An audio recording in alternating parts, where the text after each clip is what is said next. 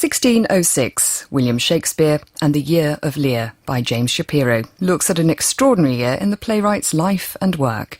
The reader is Ian McDermott. In the summer of 1605, John Wright began selling copies of a newly printed play called The True Chronicle History of King Lear, which had first been staged around 1590.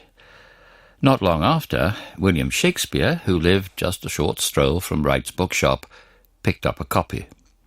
The advertisement on the title page, as it hath been divers and sundry times lately acted, made it sound like a recent play, but Shakespeare knew that it was an old Queen's Men's play, and probably also knew, though we don't, who had written it. The Queen's Men were a hand-picked all-star troupe formed under royal patronage back in 1583. They were England's premier company, touring widely, known for their Protestant politics, and their star comedian, Richard Tarleton. On the death of Queen Elizabeth, they disbanded. The True Chronicle History of King Lear, like so many histories and tragedies of the 1590s, was fixated on royal succession. These plays spoke to a nation fearful of foreign rule or the outbreak of civil war after its childless queen's death. For a decade that stretched from his Henry VI trilogy to Julius Caesar and Hamlet, Shakespeare displayed time and again his mastery of this genre. In play after play, he explored who had the cunning, legitimacy, and ambition to seize and hold power.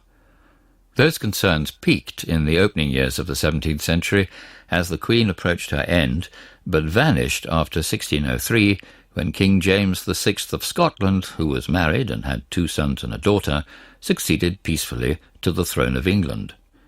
There would be no Spanish invasion and no return to the civil strife that had torn the land apart in the late 15th century. But other uncertainties remained, for the nation and for Shakespeare professionally. His company, the Chamberlain's Men, now established at the Globe, faced stiffer competition than ever. Back in 1594, there had been only 3 permanent outdoor playhouses in London, the Theatre and the Curtain in Shoreditch, and the Rose on Bankside.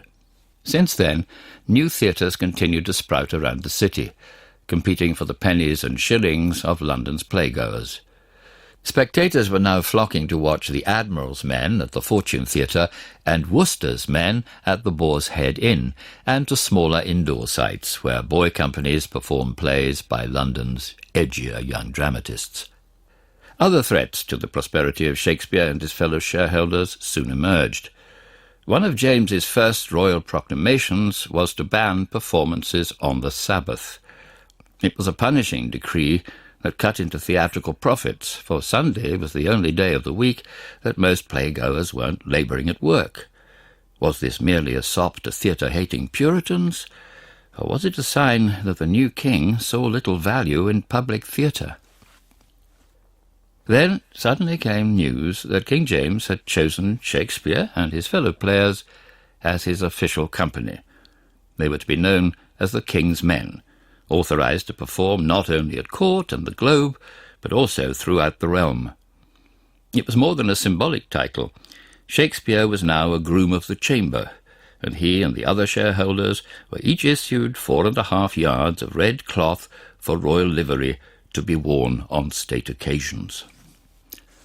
The royal family's desire for fresh entertainment was insatiable.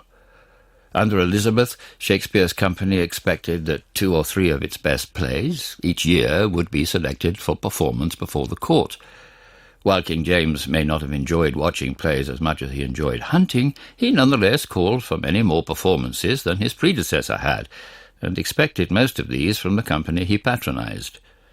The names of plays, and those who wrote them, are almost never listed in records of court performances, but a remarkable Rebel's account of what was staged at court during the holiday season of 1604-5 gives us a snapshot of how central a role Shakespeare played.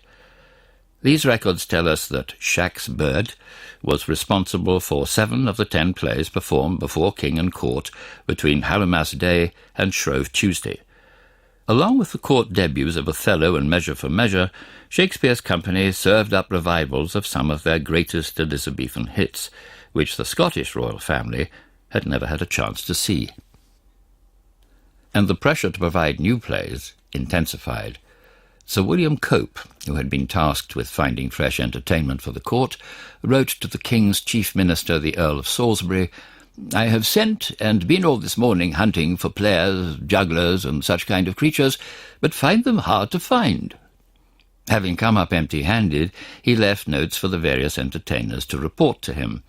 One of those summoned was Richard Burbage, star of the King's Men, for Cope's letter continues, "Burbage is come and says there is no new play that the Queen has not seen, but they have revived an old one called Love's Labour's Lost, which for wit and mirth, he says, will please her exceedingly." Burbage's admission that there was no new play that Queen Anne had not seen was not what the authorities wanted to hear. Demand was rapidly outstripping supply, even of old favourites.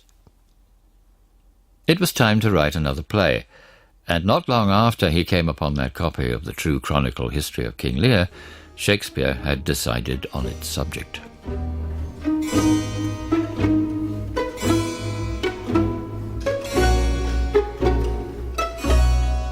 When Shakespeare sat down to write King Lear, he knew he would be writing the part for Richard Burbage, the finest tragedian of the age. He had already created for him such career-defining roles as Richard III, Hamlet, and Othello. Burbage was now in his late 30s, which also meant that Shakespeare could expand his imaginative horizons and write plays that starred more world-weary protagonists. Before 1606 was over, he would challenge Burbage not only in the role of Lear, but also in another pair of older tragic roles, Macbeth and Antony. No actor may ever have faced more daunting, newly written roles in so short a time span. Reflecting back on the special relationship between great playwrights and their star actors, Richard Flecknoe observed in the mid-17th century that it was the happiness of the actors of those times to have such poets as these to write for them. He described the naturalistic acting style in which Burbage excelled. Audiences were never more delighted than when he spake, nor more sorry than when he held his peace. Yet even then he was an excellent actor still, never falling in his part when he had done speaking, but with his looks and gestures maintaining it still unto the height. It wasn't only Burbage who had aged. Many of the talented and ambitious players who'd come together in their 20s to form the Chamberlain Men were now approaching 40. Shakespeare, at 42, was the oldest in the company. Some of the founders were not in good health, and others were no longer alive.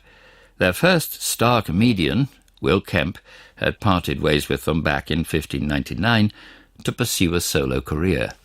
It was a blow to the company.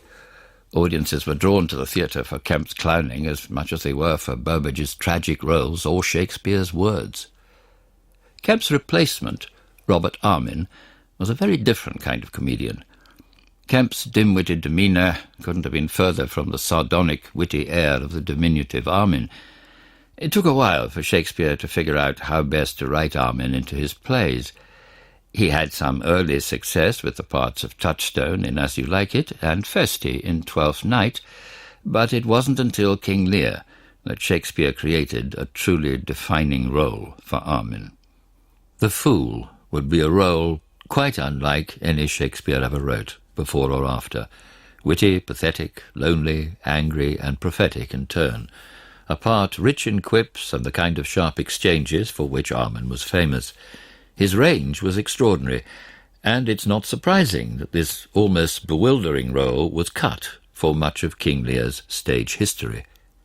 It wasn't only Shakespeare's relationship with Burbage and Armin that had matured, but also the relationship of the star comedian and tragedian with each other. In the past, Shakespeare had tended to keep clowns and kings apart. This time, he would force them together, creating an unusually intimate and endearing bond that depended on the personal familiarity and mutual understanding of his two lead actors.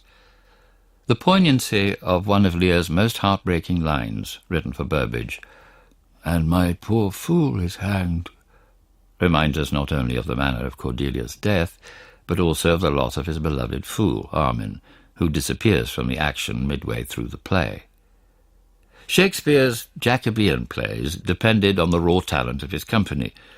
The casts called for roughly a dozen men and 2 or 3 teenage boys, which meant that the ranks of the 8 or so shareholders were fleshed out with experienced hired men for the lesser adult roles, and 2 or 3 boys for the women's parts. When he decided to rewrite the story of Lear and his 3 daughters, Shakespeare knew that he had at least 2 extraordinary teenage actors, their names now lost to us. They may have been the same pair who had proven their mettle as early as Rosalind and Celia in As You Like It. Shakespeare would challenge his young actors with more mature female roles this year. First Goneril and Regan in Lear, then Lady Macbeth and Lady Macduff, and finally Cleopatra and Octavia. Despite its losses, the company was still deep in talent.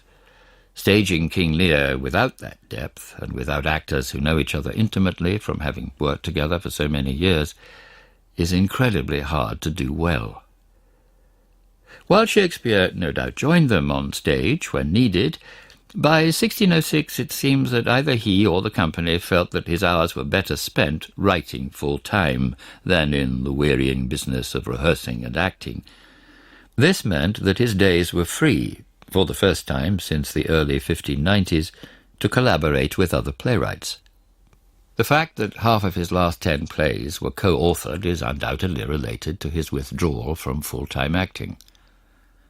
Shakespeare's days of touring rural town halls and great men's houses were probably over as well.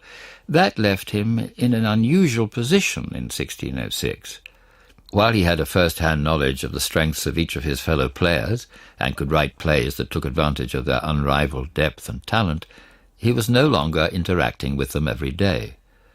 The impact of this was felt not only on the intimacy of his bond with his fellow players, but on his writing as well, which started to become, even by Jacobean standards, increasingly dense and knotty, as if he were liberated to write as much for himself as for others. Later in the 17th century, the playwright and Shakespeare admirer John Dryden wrote that, "In reading some speeches of Macbeth, which are not to be understood, Ben Jonson used to say that it was horror." Jonson may well have had in mind passages like the soliloquy in which Macbeth wrestles with whether or not to kill King Duncan. As Macbeth's imagination takes flight, he thinks aloud in the kind of heightened language that so troubled Jonson.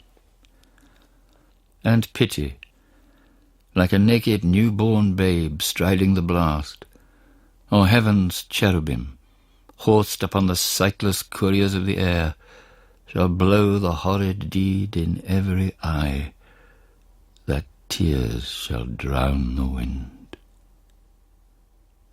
Jonson rightly recognized that Shakespeare's writing had taken a new turn, one far less accessible than his own. But if Shakespeare's actors and audiences now had to work harder, the rewards for doing so would prove greater too.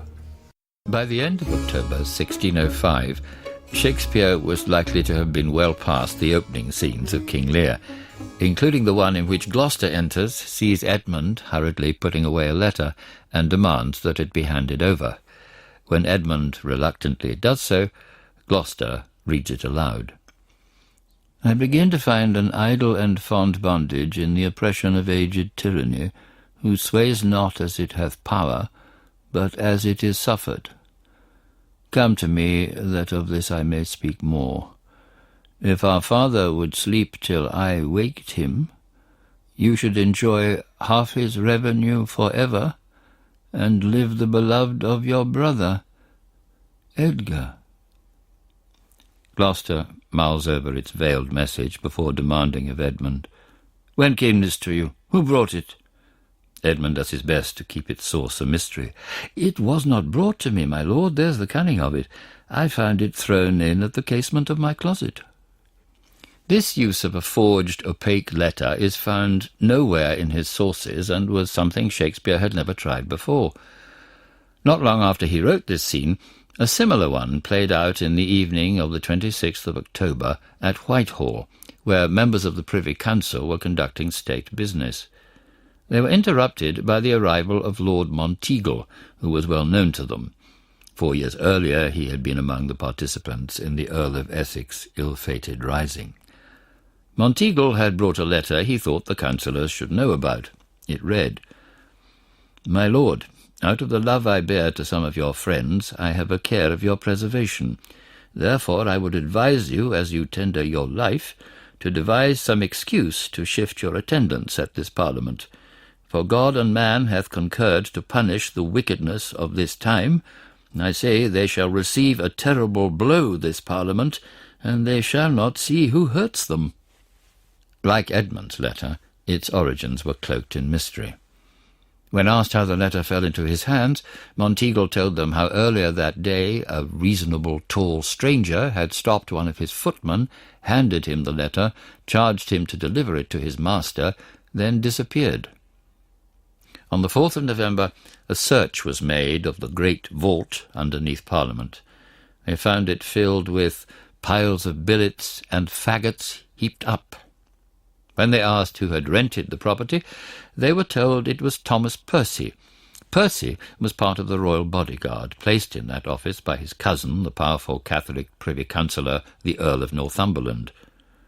The search party found Thomas Percy's alleged man standing without the doors, booted and spurred. He was immediately apprehended, and further searching led to the discovery of 36 barrels of gunpowder. Percy's man was frisked, and 3 matches and all other instruments fit for blowing up the powder were found on him. Had the search party failed in its mission that night, the damage done the following day, when Parliament was in session, would have been catastrophic. The entire leadership of England, from King James, Queen Anne, and Princes Henry and Charles, to the nobility and political representatives and heads of the church gathered there from every corner of the land, would have been wiped out in a single blow. Percy's man was hauled off to Whitehall to be interrogated. He told the authorities that his name was John Johnson, and that he was a Yorkshireman and a Catholic. He refused to reveal the names of his confederates, though he did provide a motive. When this act had been done, they meant to have satisfied the Catholics that it was done for restitution of religion, and he brazenly told the Scottish courtiers gathered in the king's bedchamber, where he was being interrogated, that he hoped the explosion would have blown them back again into Scotland. Though devastation had been prevented, it wasn't clear that bloodletting could now be averted. No one knew how deep the conspiracy ran. Rumours circulated that the attack on Parliament was part of an orchestrated international campaign of murder and anarchy. The government had already been keeping a close eye on prominent Catholics and potential troublemakers, and began interrogating some of them. A day after the discovery of the gunpowder plot, Salisbury already had in hand a list of suspects, all disaffected Catholic gentry. Though he put on a good public face, King James himself was shaken by this threat to his life. The king addressed the nation's political and religious leaders in the very building where they had come so close to dying. It was more sermon than anything else, with James comparing recent events to nothing less than the apocalypse. While reminding them that the assassination threats had been the recurring story of his life, James also acknowledged that this most recent plot had threatened a destruction prepared not for me alone, but for you all that are here present, and wherein no rank, age, nor sex should have been spared. A report reached court the day after the gunpowder plot was discovered, describing the theft of 10 horses from a stable in Warwick. Though 80 miles away, the seemingly unrelated incident caught the attention of the authorities, for these were no ordinary horses, but rather war horses, each worth some £60. The following day, as messengers raced across the English countryside and frantic reports reached court linking events in Warwickshire to the foiled plot in London, the government hastily drafted a royal proclamation accusing Percy and unnamed confederates of stealing the war horses and seeking to raise some rebellion in our realm. It would have been Shakespeare's first inkling of how close he was to both epicentres of what was now emerging as a two-pronged attack, beginning with the planned explosion in London and continuing with a Catholic uprising near his home in Warwickshire. The king, convinced that a revolt was underway in the Midlands, decided to send an army to crush it.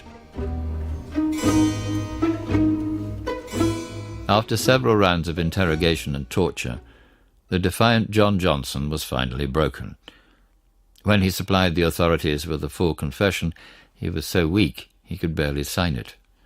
But he did so with his real name, Guido Fawkes. Guy Fawkes, as he was universally called, and his fellow conspirators had plotted to blow up the king with all the nobility about him in Parliament, and surprise the Princess Elizabeth and make her queen. The originators of the conspiracy had been Robert Catesby, his cousin Thomas Wright, and Thomas Winter. The charismatic Catesby, who came up with the plan to blow up James in Parliament, had approached the other two in early 1604. They then recruited Thomas Percy and Fawkes, whose military experience in the Low Countries and training as a mining engineer were major assets. The five soon realized that more manpower and money were needed, and hand-picked 8 others to join them. The conspirators had much in common. Many were bound by ties of blood or marriage, and had roots in the Midlands. Most of them were gentlemen in their 30s. All were recusants, who refused to attend Anglican services. They chafed at the mistreatment of Catholics in England, and 3 years into the new reign held out little hope that things would change. Word of Fawkes's arrest reached them in the early hours of the 5th of November. With fresh horses waiting, they raced north to Warwickshire for the planned abduction of Princess Elizabeth, still hoping to keep the floundering rebellion alive. But they failed to see that while England's Catholics were suffering under punitive recusancy laws, they weren't about to commit treason and risk all to right those wrongs. When Catesby cried out to the villagers of Hewell Grange, "Will you come with us? We are for God and the country," one of them coolly answered, "We are for the king as well as for God and the country, and we will not go against his will." The Midlands Rising was over. The bedraggled remnants of the conspiracy arrived in London, knowing full well the punishment that awaited them. James's King's Book would describe their entry into the city itself.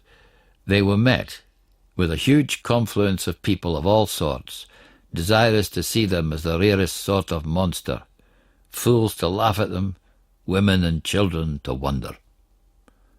The phrasing of the royal account stuck with Shakespeare, for the words are echoed in his next play, in Macduff's challenge to that arch-fiend Macbeth. "Yield, ye coward, and live to be a show and gate of the time. We'll have thee, as our rarer monsters are, painted upon a pole." Hearing James's description repeated in this way must have come as a jolt to crowds at the Globe in 1606, one of those moments in Shakespeare's work that neatly elides past and present and sharpens the topicality of the play. On the 27th of January, Guy Fawkes, Thomas Winter, Robert Keyes, John Grant, Thomas Bates, Ambrose Rookwood, and Sir Everard Digby were brought from the Tower to stand trial at Westminster Hall. King James was present, with Queen Anne, 3 months pregnant, and Prince Henry. You had to pay more for a decent view. One member of Parliament felt cheated when he paid 10 shillings for standing room in a space reserved for members, only to discover that many of the baser sort were squeezed into their crammed section for as little as 3 or 4 pence each. It wasn't a trial in the modern sense. The accused weren't permitted to defend themselves and had no counsel. After the guilty verdicts were delivered, Robert Winter pleaded for mercy, and his younger brother Thomas gallantly begged that he be hanged both for his brother and himself. Digby, Robert Winter, Grant, and Bates were bound and drawn on wicker sleds to St. Paul's, to be hanged, castrated, eviscerated, and then cut to pieces. Having plotted not only to make our kingdom headless but memberless, as the preacher Samuel Gary put it, they would now suffer that very fate themselves. The executions took place at the western end of St. Paul's churchyard, and offered a combination of sanctity and savagery in equal measure. Digby was the first to mount the scaffold. He was only hanged for a very short while before being cut down and butchered. It was said that when the executioner plucked out his heart and exclaimed to the crowd, "Here is the heart of a traitor," Digby, in his dying breath, cried out, "Thou liest." While we will never know in what ways the gunpowder plot and its aftermath affected Shakespeare personally, it's possible to recover some of the traces it left on his work.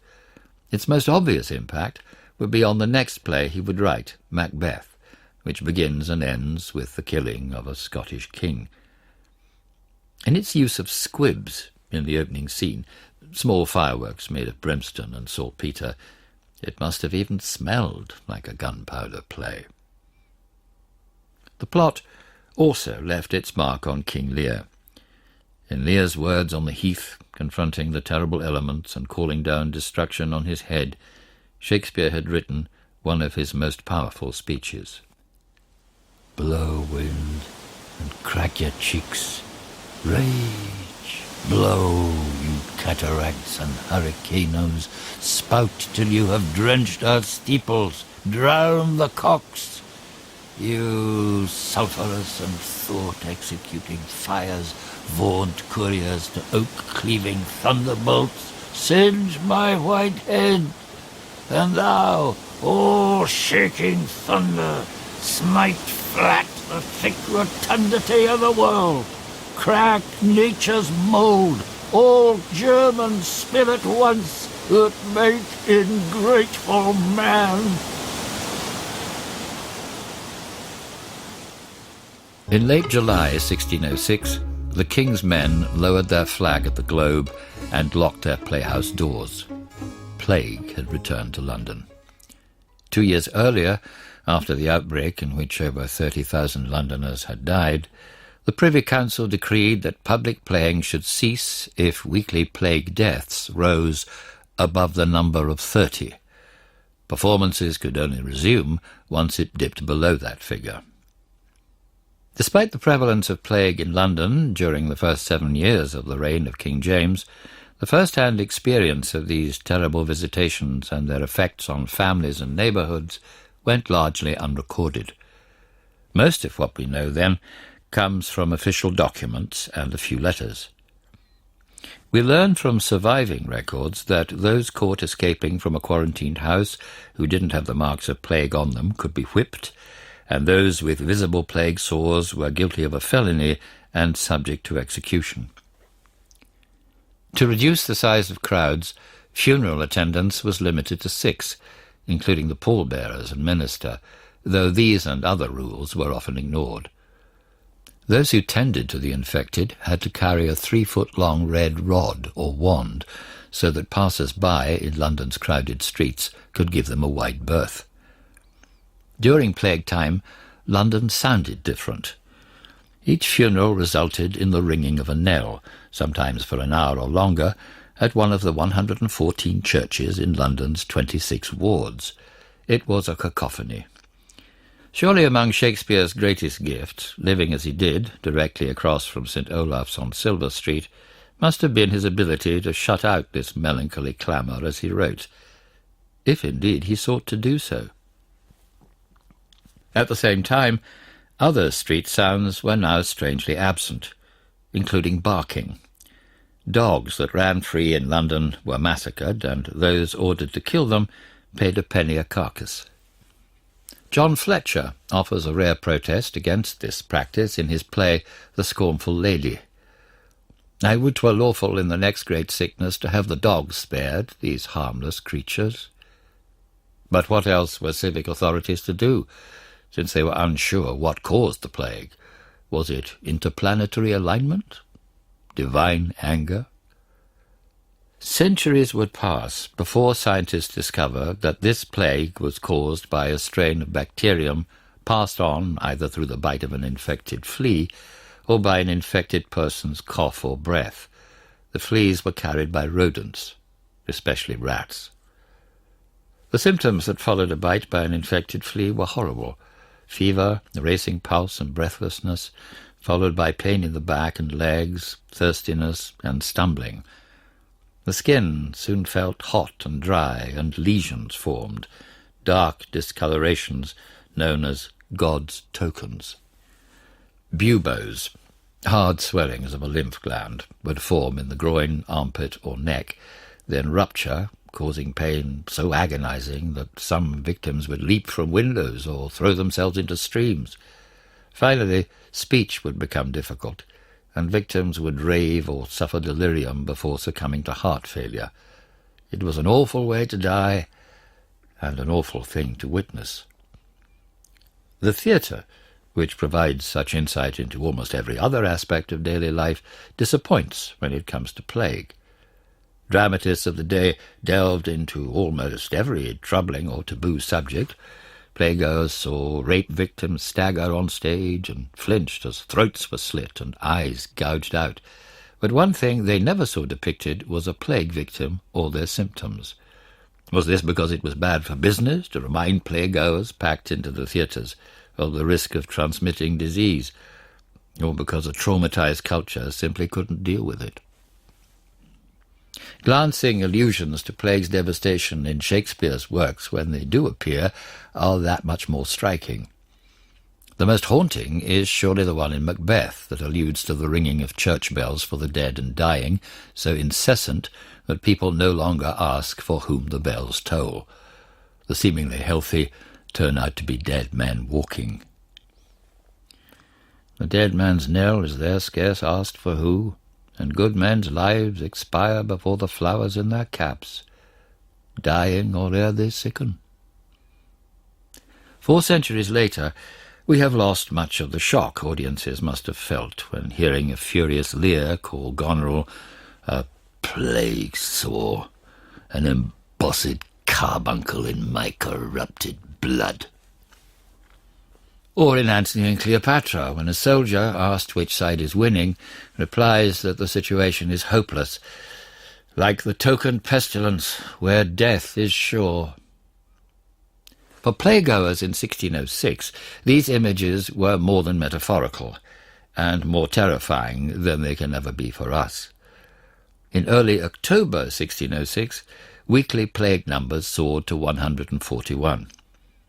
The Lord Mayor promised to respond with harsher measures, expelling beggars from the city, posting watchmen outside every infected house, and suffering no persons to go more out of the said house.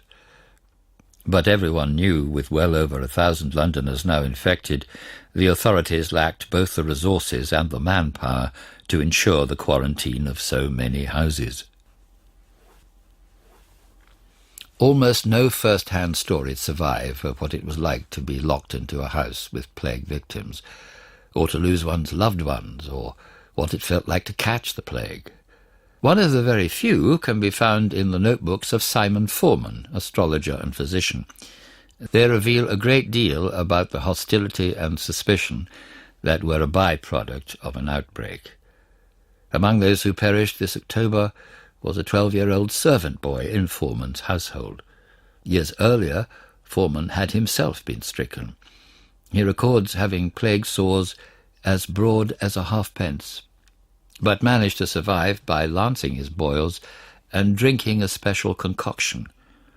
It took him over 5 months to recover, and he probably developed immunity from subsequent outbreaks. Foreman went on to write at length about the plague's source and treatment, and, unlike many other physicians, remained in town to minister to those who had contracted the disease. In his writings, he would return repeatedly and angrily to the plague-related episode that took place on the 27th of October 1606, the day his young wife Jean gave birth at home to their first son, Clement. Despite the death of their servant boy, the house had apparently not been quarantined. Another one of Foreman's servants, a maid named Cicely, had been at nearby Lambeth Marsh, perhaps assisting with the treatment of one of his patients. She fell ill there and was brought back home by Foreman's neighbours. It would not have been unusual for them to have suspected Foreman of sending her from the house knowing she was plague-stricken. It was a common enough occurrence. Taking matters into their own hands, they decided to barricade Foreman and his family and servants inside the house, telling him, Foreman writes, that it was better that I and my household should starve and die than any of them should be put in danger. Foreman, his wife, their infant son, and their servants found their doors shut up, leaving them, in Foreman's words, destitute and abused. Imprisoning a family within a house and posting guards outside may have slowed the spread of plague, but it was a terrible thing for those locked in to endure. If the plague didn't kill them, starvation or madness might. In less anxious times, a searcher from the quarantined house was allowed out to forage for food and supplies, red wand in hand. Not now. Foreman and his family were trapped, dependent on what stores they had at home. Foreman was convinced that only melancholy types, those who were subject to fear, thought, and grief, could be infected, and Cicely didn't fit that profile. He was proven right, for he records that Cicely was lodged in the same chamber and bed, and in the same bedclothes within 7 days after the boy died, and no harm came to her. She even cleaned that chamber and aired the bedclothes and remained there till she was well, yet she had not the said plague. As far as Foreman was concerned, the great injury the Lambithians did to me and my wife shall rest in record until the day of doom. What especially galled him was that among those who had abused him and his family were some whom he had treated. I did not then shut up my compassion from any, nor my doors, as they have done to me. If this clash between neighbours was in any way representative, the pestilence was even more destructive than we can tabulate from plague bills, not only in carrying off so many, but also creating the kind of enmity and distrust that wasn't easy to forget or forgive. If London's playwrights couldn't or wouldn't directly address plague, their problem comedies and dark tragedies could certainly engage, obliquely, its side effects.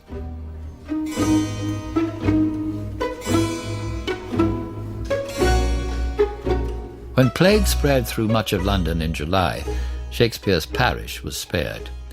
Even as dozens were dying every week elsewhere in London, not a single burial had been recorded in the backwater of St. Olave's since April, and only 2 others died in the parish before the end of August. At Sunday prayers in the old church, parishioners must have felt the protective hand of Providence at work. Shakespeare, born shortly before an outbreak of plague that ravaged Stratford-upon-Avon, and miraculously spared then and ever since, may well have thought so too.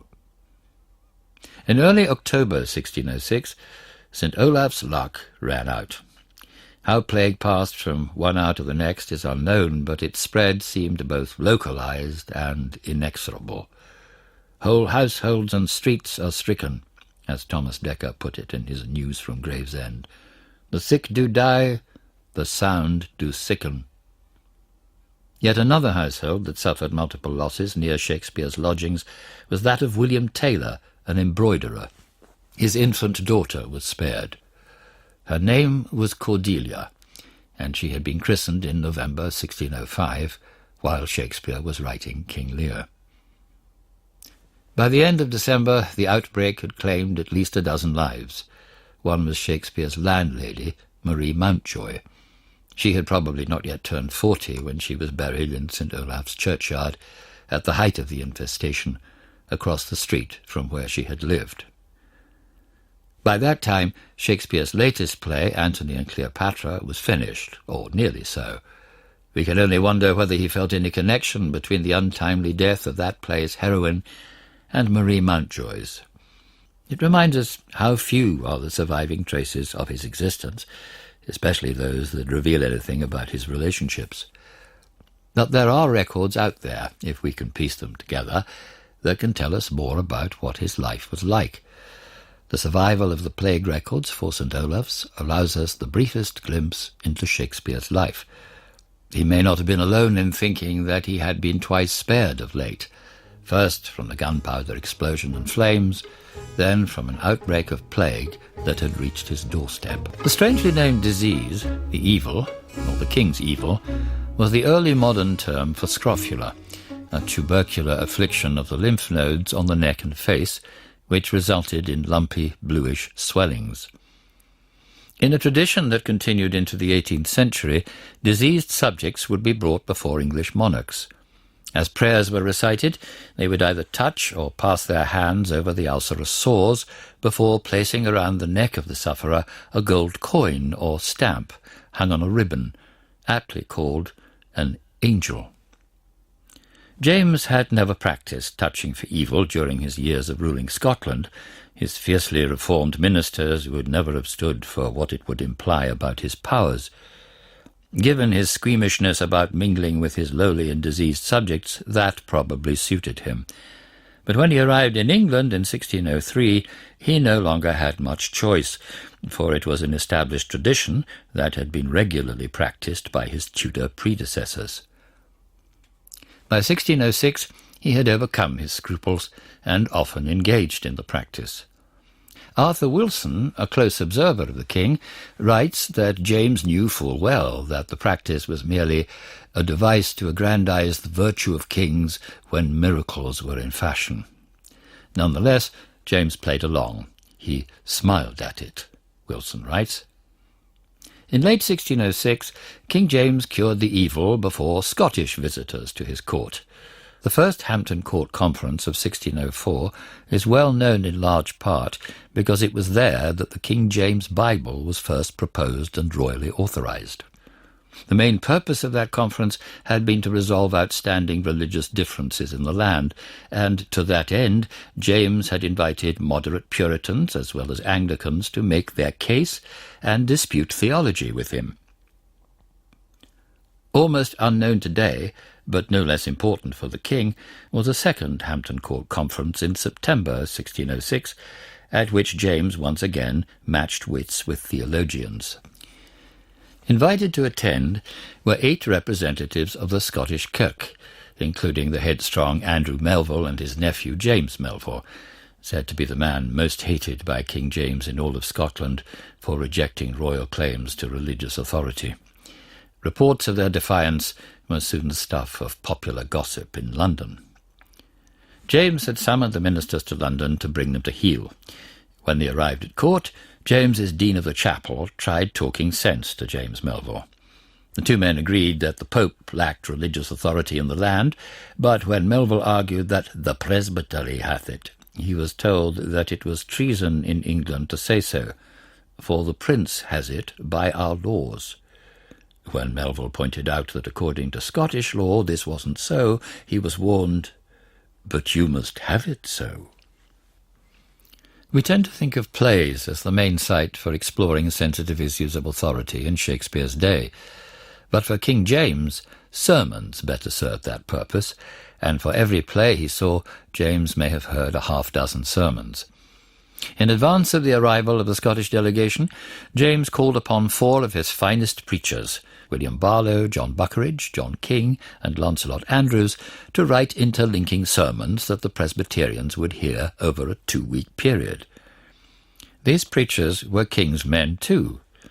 They just engaged in a different sort of writing and public performance. James also ordered that the 4 sermons be published to allow wider circulation of what were essentially position papers setting out his views on royal and religious authority. John Buckeridge was assigned the second sermon, delivered in the King's Chapel at Hampton Court, about the magistrate's authority in matters ecclesiastical. The Scots were given front row seats. Buckeridge's message was clear.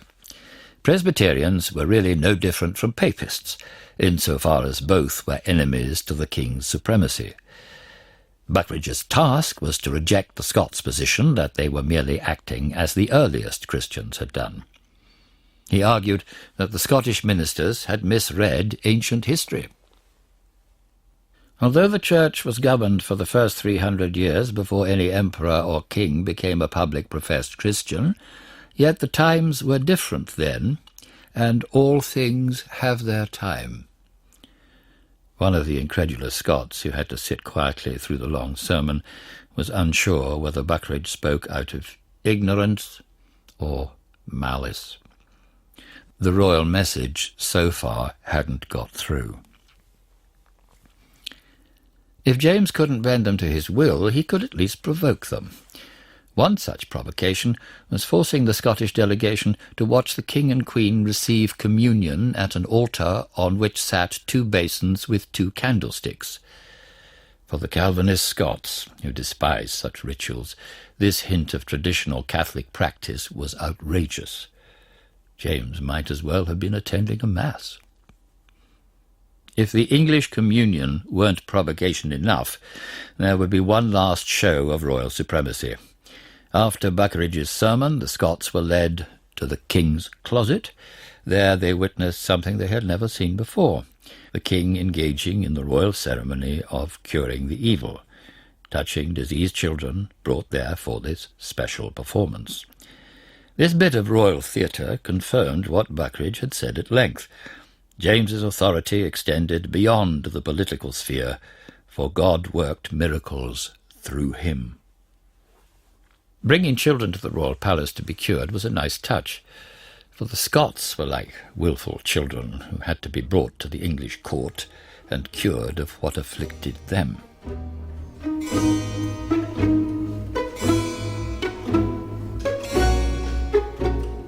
The near disaster of the 5th of November put significant pressure on the government to act against English recusants. Those who cried loudest for a crackdown believed that if forced to choose, Catholics would follow directives from Rome and rise in revolt when instructed to do so. More moderate voices called for selective legislation, arguing that there were essentially 2 sorts of Catholics, a loyal majority still committed devotionally to the old faith, and a treasonous minority who placed their obedience to the Pope above their allegiance to the King.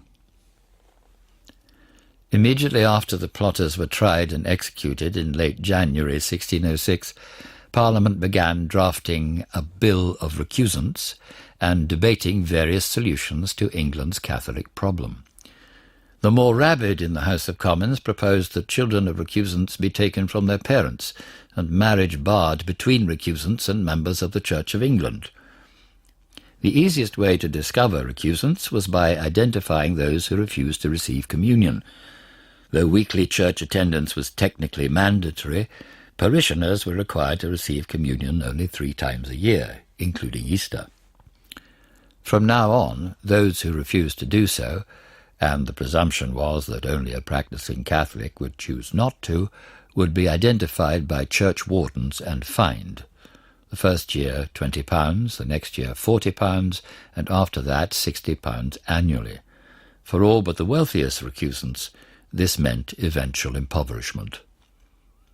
Those who refused to take communion and agreed to pay the fine were required, upon pain of imprisonment, to swear not only that James was their rightful king, but also that the Pope had no authority to depose him, to discharge recusants from their allegiance to him, or to encourage them to take up arms against England's government. What came to be called the Oath of Allegiance was hotly contested in England and abroad, with both King James and the Pope weighing in. And it continues to be debated in our own day. Some modern historians see it as little more than a benign test of loyalty to the state. Others consider it a barely veiled effort to fracture English Catholicism. For recusant men and women in 1606, the oath was a practical choice they were now forced to make. It was clear that this Easter would effectively divide communities into loyal subjects and potential traitors. Allegiance was a new buzzword. Come Easter Sunday, 1606, refusing to participate in communion was no longer personal, it was political. This was certainly so in Stratford-upon-Avon, a town near the heart of the failed Midlands uprising. The Catholic past of the entire community, once visible to all in the vivid paintings of Hell's Mouth in Stratford's chapel, had been whitewashed over in living memory and could be restored once again. Some recusant Stratford neighbours, directly or indirectly implicated in the gunpowder plot, were dead. Others were still in prison. Still others, who had been led in chains to London, were now trickling back to town. So particular care was taken by local authorities this Easter to identify those who would dare risk being labelled disloyal by refusing to appear in church and take communion. Historically, recusants had never been subject to much surveillance or retribution in Stratford-upon-Avon. In the quarter-century between 1590 and 1616, only 3 townspeople were ever accused of not receiving communion. One of them was Shakespeare's father John, back in 1592, and scholars disagree over whether he avoided church because of his Catholicism or because, as the evidence strongly suggests, he was dodging creditors. It must have been shocking when on the 20th of April 1606, Easter Sunday, an unprecedented 21 parishioners refused to appear at Stratford's Holy Trinity Church.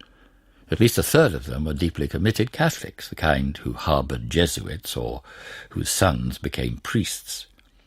Shakespeare was acquainted with several of the 21, including Hamnet and Judith Sadler, the godparents of his twins. Ordinarily, the extended closing of the theatres for most or all of Lent was a convenient time for Shakespeare to make the 3-day ride home and see his wife, daughters, and ageing mother. It's likely that he would have been in his hometown when the recusant community began conferring, as it surely did, about the risks and importance of showing loyalty to their faith at this critical time. Shakespeare would have learned that among those who would refuse to receive communion in Holy Trinity Church was his elder daughter, Susanna. It took a very bold 22-year-old unmarried woman to assert her independence in this way. This was especially the case since none of Susanna's Stratford kin had chosen to defy the authorities in this way. Nor were they able to talk her out of her decision. If Shakespeare tried to discourage her, he failed as well. All 21 who refused to receive communion were summoned to appear before the vicar and explain themselves. Some gave various excuses, pleading poverty or family dissension, while others dutifully promised to receive the sacrament before the next court convened. But a minority, making a bolder statement, held out longer. Hamnet and Judith Sadler simply refused to appear at their first summons. So did Susanna Shakespeare and 4 others, and her penalty too was postponed to the next court. A note later added under her entry, "Dismissed," indicates that in her case, as well as all the others in town, compliance and conformity were the end result. How Shakespeare felt about Susanna's actions, whether he was proud and supportive of his eldest daughter, or furious at her unwillingness to play along, or concerned about having to pay her £20 fine if it came to that, is lost to us. But it provides the rarest of glimpses into the ways in which the national concerns that infused his work touched so close to home. Back in 1599, still unsure whether he would ever attain the English throne, the forward-looking King of Scots wrote a political handbook for his eldest born, Prince Henry. In it, he warned his son about the dangers of dividing territory among children, especially if Henry were fortunate enough to inherit the kingdoms of England, Ireland, France, and his native Scotland. The royal treatise became a bestseller after James succeeded Queen Elizabeth in 1603. Once crowned King of England, James was confident that a formal ratification of the union of his kingdoms was imminent. After all, as both King James VI of Scotland and King James I of England, he personified that unification. One of his earliest proclamations upon arriving in England commanded, all his Highness's subjects to repute, hold, and esteem both the two realms as presently united, and as one realm and kingdom. The outbreak of plague in 1603 had postponed James's ceremonial entry into London and delayed the opening session of his first Parliament. Both finally took place, almost a full year after Elizabeth's death, but the long delay had hurt the Union cause, for James was unable to take full advantage of his initial enthusiastic welcome. James expected Parliament to formally declare him head of Great Britain, and then establish a commission made up of both Scottish and English representatives to resolve any remaining obstacles to unification. The climax of his address to Parliament was a soaring passage in which he recast the political problem as a family one. "What God hath conjoined, then, let no man separate. I am the husband, and all the whole isle is my lawful wife. I am the head, and it is my body." While imagining political relations in marital or familiar terms might work metaphorically, Parliament didn't deal in abstractions, and the House of Commons dug in its heels. The quest for union, it soon became clear, could not be easily resolved, nor would it go away. The widespread relief that royal succession had been peaceful had masked deeper problems about what it meant in practice for a King of Scots to govern England. Most Elizabethans had little personal exposure to Scots. They got their sense of Scottishness second-hand, from long circulating stereotypes, from memories of James's mother, the treacherous Mary, Queen of Scots, and from the stage, where Marlowe's Edward II recalled how the Scots humiliated the English at the Battle of Bannockburn. The arrival of many Scots in James's entourage, along with rumours that they were lice-ridden and grasping, only stoked English xenophobia, and it didn't help that the English considered themselves superior to their poorer and, to their minds, backward northern neighbours. London's bookstalls were crammed with the latest arguments about union, as the controversy attracted some of the finest English and Scottish legal and political minds, eager to ingratiate themselves with the king or warn their fellow subjects of new and unseen dangers. For Jacobeans, inundated by pageantry, polemic, and gossip about the proposed union, any play that turned to Britain's distant past to explore the consequences of a divided kingdom would have been seen as part of this conversation, and Shakespeare didn't wait long to locate King Lear within this ongoing debate. King James's warning about dividing your kingdoms is closely echoed in the opening lines of King Lear in Gloucester's remark about the division of the kingdom. Shakespeare had spent much of his career writing about Englishness. Indeed, a strong claim can be made that his 9 Elizabethan English history plays did much to define English identity. That changed after he became a king's man, and his attention, and that of his Jacobean audiences, turned from Englishness to Britishness. Shakespeare had never found an occasion to use the word British before James's accession. The first time audiences heard it in one of his plays was in King Lear. Shakespeare was responding to questions that hadn't much interested his fellow countrymen before the arrival of King James. In pressing the case for union, the Scottish monarch had foisted upon his subjects an identity crisis, where none had existed before. From its opening scene, when a map of Britain is brought on stage, King Lear wrestles with what Britishness means. Was it really possible to forget national origins, or do deeper loyalties and suppressed nationalism inevitably emerge? The play famously turns on Lear's ill-fated decision to divide his kingdom, yet the consequences of this are not clear-cut. Would it have been wiser for Lear to have left all to the wicked Goneril, rather than divide it between his 3 daughters? Was his fundamental political error his failure to act on the principles of absolutism, and should the authority, and not just the name of king, have remained with him alone when he was alive?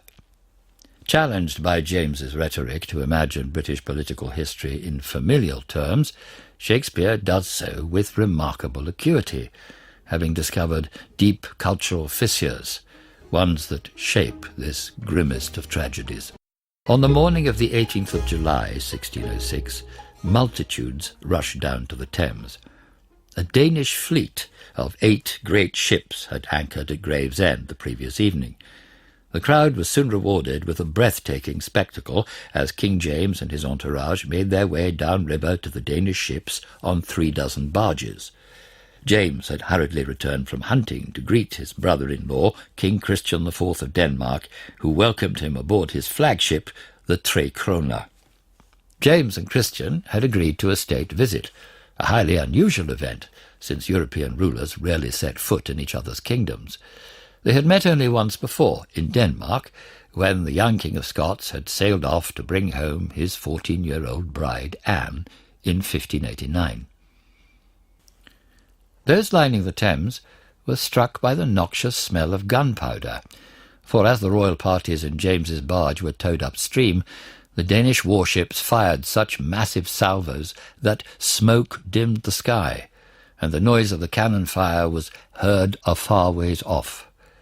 King James, who hated the smell of gunpowder, and of late had good reason to, was probably less enamoured of this magnificent display than were his admiring subjects.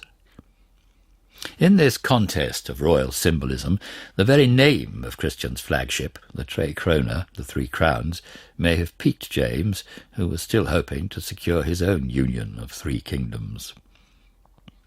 Left unmentioned by those who reported on the meeting of the 2 kings was James's latest assertion of British union. Onlookers would have noticed that every English and Scottish ship in the Thames was now flying a newly designed national flag, one that would come to be known as the Union Jack. 3 months earlier, James had issued a royal proclamation ordering all Scottish and English ships to fly the new flag in their maintop. The Scots soon let him know of their displeasure, for the design superimposed an English cross of St. George upon their St. Andrew's cross. They found this derogatory to Scotland and suggested an alternative pattern, which was ignored. Even this symbolic royal gesture ended up underscoring the profound obstacles facing James's longed-for union.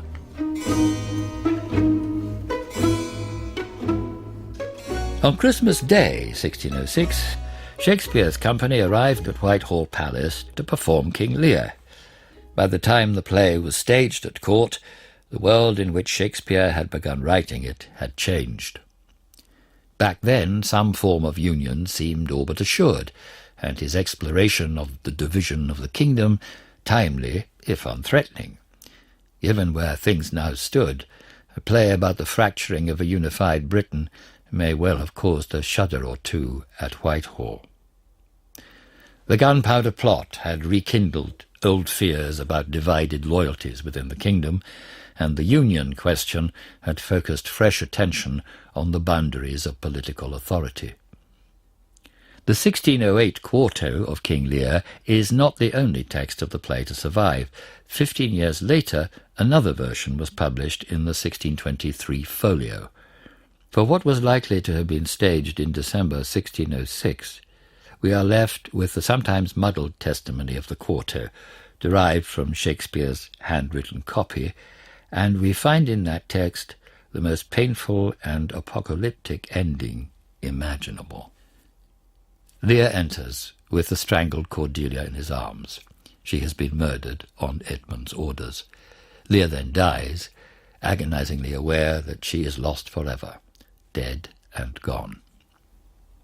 Why should a dog, a horse, a rat have life, and thou no breath at all? Oh, thou wilt come no more. Never, never, never. Pray you, undo this button. Thank you, sir. Oh, oh, oh, oh. Those closing O sounds Shakespeare's shorthand for Richard Burbage to groan his last, followed a moment later by his dying words, in which a distraught Lear wills his own death. Break, heart, I prithee. Break.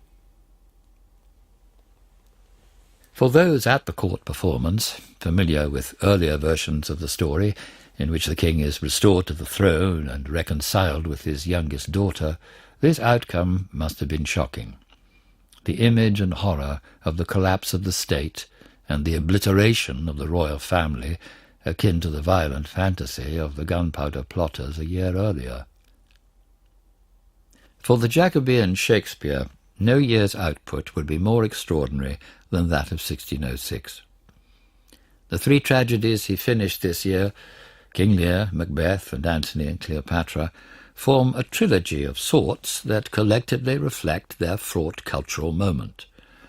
Their indelible lines have left their mark on our language and on our imaginations, rendering worlds in a handful of words that have acquired the force of aphorisms. I am a man more sinned against than sinning. Age cannot wither her, nor custom stale her infinite variety. Life's but a walking shadow, a poor player that struts and frets his hour upon the stage, and then is heard no more. In his tribute to Shakespeare, prefacing the 1623 folio, Ben Jonson came as close as anyone to describing the personal cost of hammering out such resonant lines. Yet must I not give nature all? Thy art, my gentle Shakespeare, must enjoy a part. For though the poet's matter nature be, his art doth give the fashion, and he who casts to write a living line must sweat, such as thine are, and strike the second heat upon the muse's anvil, turn the same, and himself with it.